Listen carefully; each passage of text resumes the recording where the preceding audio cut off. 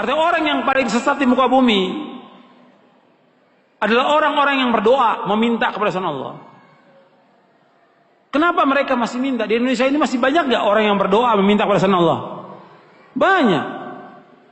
Mereka datang ke kubur-kubur yang dianggap kubur wali songo, dan kuburan yang dianggap keramat oleh mereka, kuburan yang kata mereka mengandung barokah. Nggak ada dalam Islam kuburan yang keramat, kuburan mengandung barokah, nggak ada di muka bumi, tidak ada sama sekali, nggak ada. Kemudian mereka datang ke sana. Seandainya mereka orang soleh, betul orang soleh, nggak bisa mereka mengabulkan doa, nggak bisa. Mereka mendengar pun nggak bisa. Seandainya mereka mendengar kata Allah, nggak bisa menjawab.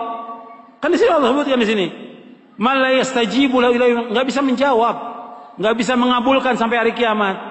Makanya kebodohan yang paling bodoh dan kesesatan yang paling sesat orang-orang yang datang berbondong-bondong ke kubur para wali untuk minta di sana. Kalau ziarah kubur boleh, perhatikan ini, jangan salah paham. Tolong perhatikan, dengarkan baik-baik, jangan salah paham. Kalau ziarah kubur ke kuburan kaum muslimin boleh, dianjurkan oleh Nabi Muhammad SAW. Ziarah kubur ke kuburannya pemakaman kaum muslimin boleh, sunnah, dianjurkan oleh Rasulullah SAW. Kata Nabi, kuntu nahaitukum an ziyaratil kubur fazuruha fa inna tudzakirukumul akhirah. Kata Nabi, aku pernah melarang kalian untuk ziarah kubur. Sekarang boleh kamu ziarah kubur, karena ziarah kubur mengingatkan kalian kepada akhirat. Dalam riwayat yang lain disebutkan bahwa ziarah kubur mengingatkan kalian kepada kematian. Ziarah kubur kaum muslimin boleh, tapi ziarah kubur yang dilakukan oleh mereka ini, datang ke kuburan wali dengan niat kuburan itu mengandung barokah, bahwa orang itu soleh, suci, bisa mengangkat doa mereka ke langit kepada Allah sebagai tawasul. Mereka minta, ada yang menjadikan mereka sebagai wasilah kepada Allah, ada yang menjadikan mereka sebagai syafaat kepada Allah, ada yang mereka menjadikan mereka sebagai Tuhan yang mereka minta kepada penghuni wali, penghuni kubur itu. Ini kenyataan yang dilakukan oleh orang-orang yang ziarah-ziarah kubur ke kuburannya para wali. Dan ini kalau anda perhatikan, kerusakannya luar biasa ini. Karena masalah akidah, masalah tauhid, mereka memalingkan ibadah kepada selain Allah yang Allah tidak redha selama-lamanya. Di dalam buku atau kitab Ushulus Tsalatsa oleh Syekh Muhammad bin Abdul Wahhab dikatakan, innallaha la yarda ay yushraka ma'ahu ahadun fi ibadatihi, la malakun muqarrabun wala nabiyyun mursal. Allah tidak redha selama-lamanya apabila Allah disekutukan dengan makhluknya, apakah dengan malaikat yang dekat atau dengan nabi yang diutus. Allah nggak redha. Maksudnya kalau ada orang yang berdoa meminta kepada malaikat Jibril, minta kesembuhan, minta rezeki, minta dimudahkan urusan, Allah nggak redha. Karena malaikat Jibril nggak bisa mengabulkan doa yang mengabulkan doa Allah. Atau kepada nabi yang diutus, orang datang ke kuburannya Nabi Muhammad SAW, minta kepada Nabi Muhammad SAW supaya dimudahkan rezekinya, supaya dimudahkan jodohnya, supaya dagangannya laris, supaya segala macam. Allah nggak redho, nggak redho. Kenapa? Doa itu wajib dipanjatkan dan hanya ditujukan kepada Allah saja, tidak kepada yang lain. Allah nggak redho.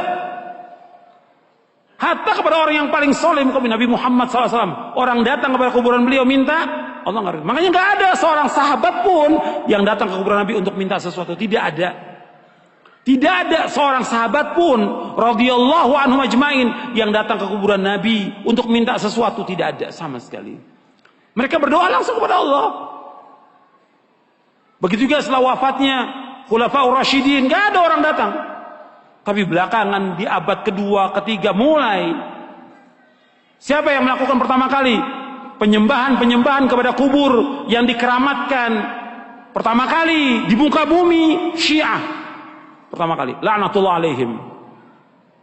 Pertama kali Syiah yang menyesatkan kaum muslimin. Mereka katakan kubur imamnya, kemudian kubur Husain mereka sembah, mereka tawaf di situ. Itu pertama kali. Sunnahnya orang Syiah, sunnah sayyi'ah, sunnah jahiliyah yang mereka lakukan. Bukan sunnah hasanah, sunnah sayyi'ah. Mengajak orang untuk menyembah kubur. Setelah itu diikuti oleh apa? Diikuti oleh yang kedua, torekot sufiyah. Yang pertama Syiah, laknatullah alaihim.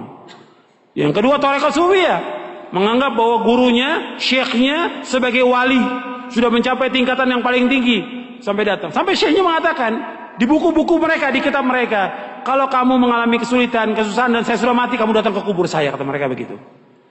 Ini sesat dan menyesatkan kaum muslimin. Anda melihat sekarang tambah banyak orang yang pertama kali mulai kuburan itu disembah, kemudian dibangun kubur di dalam masjid, itulah orang-orang Syiah. Nggak akan bertemu dalam Islam antara kuburan dengan masjid selama-lamanya, tidak akan ketemu dalam Islam. Adapun kuburan Nabi Sallallahu Alaihi Wasallam itu di luar masjid. Kemudian pada khalifah zaman Abdul Malik dibongkar, dimasukkan, dan sahabat sudah mengingkari yang masih hidup pada zaman itu. Nggak bisa bersatu dan beda kuburan Nabi. Karena apa? Nggak mungkin kuburan Nabi akan dibongkar, dipindahkan ke Baqi, nggak mungkin. Karena Nabi nggak mau. Kalau di Baqi akan disembah oleh manusia. Makanya Nabi dibedakan khusus untuk Nabi, dikuburkan di tempat itu dengan dua sahabatnya, Abu Bakar dan Umar. Adapun kuburan yang lain nggak boleh, nggak bisa bersatu antara masjid dengan kuburan selama-lamanya. Yang pertama kali Syiah. Karena ini perbuatan siapa? Perbuatannya orang-orang Yahudi dan Nasrani. Maka 5 hari menjelang wafatnya Rasulullah mengatakan, la'natullahi 'alal yahudi wan nasara ittakhadhu qubur anbiya'i masajid wa ana anhaakum an dzalik. Mudah-mudahan, kata Nabi SAW, 5 hari menjelang wafat, mudah-mudahan Allah melaknat orang Yahudi dan Nasrani karena mereka menjadikan kubur Nabi mereka sebagai tempat ibadah. Aku larang kalian jangan melakukan seperti mereka. 5 hari menjelang wafat. 5 hari. Terus Nabi ingatkan umatnya, jangan seperti Yahudi, jangan seperti Nasrani yang mereka menjadikan kubur Nabi mereka sebagai tempat ibadah. Aku larang. Kuburan bukan tempat ibadah, kuburan. Dan gak boleh melaksanakan perjalanan ke makam-makam, gak boleh. Ziarah kubur boleh, tapi menentukan makam tertentu untuk ziarah mempunyai keutamaan gak boleh. Yang punya keutamaan 3 masjid, masjid aja, cuma 3 masjid dari seluruh dunia yang mempunyai keutamaan. Kata Nabi SAW dalam hadis yang saya ada di buku ini, la tushaddur rihalu illa ila 3 masajid, masjid hadza wa masjidil haram wa masjidil aqsa. Kata Nabi, enggak boleh mengadakan perjalanan dengan niat ibadah kecuali 3 masjid. Tidak boleh mengadakan perjalanan safar dengan tujuan ibadah kecuali 3 masjid. Pertama masjidku ini, Masjid Nabawi. Yang kedua Masjidil Haram. Yang ketiga Masjid Aqsa. Masjid aja nggak boleh.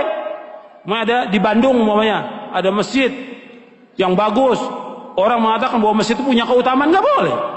Semua masjid sama. Masjid di sini di Pustai atau masjid yang lain yang dibangun semua sama.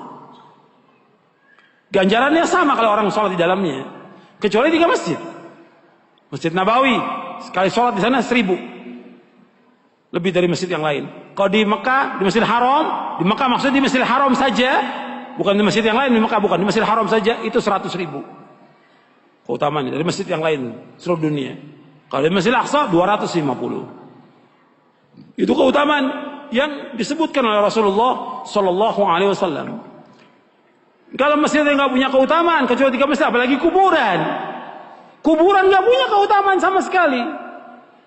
Makanya orang-orang yang datang dan meminta ke kubur-kubur, Allah menyebutkan dalam Al-Quran ini orang yang paling sesat di muka bumi. Antum catat tuh ayatnya, ya. Surah Al-Ahqaf, surah 46 ayat 5 dan 6. Ini dalil